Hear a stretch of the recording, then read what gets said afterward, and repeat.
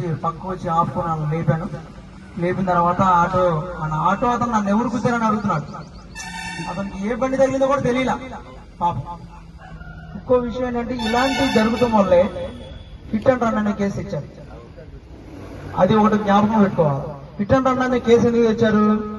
Driver గుద్దిన తర్వాత ఖచ్చితంగా అక్కడ ఉండి వాళ్ళని నీ తరపు నుంచి తప్పు జరిగినా జరగపోయినా చూడాలి, చూసి అతను లేపి వెళ్ళాలి.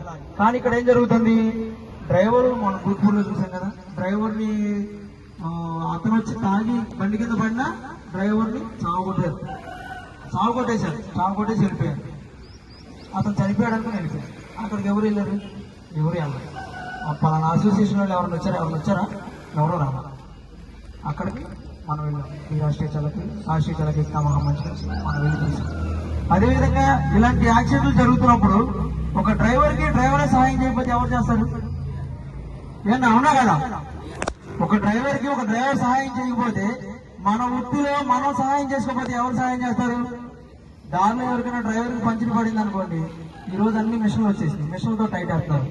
మిషన్లతో టైట్ వేసే బోల్డ్లు మనిషికి రావాలంటే వస్తాయా? త్వరగా ఓడాలంటే ఓడం. ఒక మనిషి సహాయం కావాలి. లారీ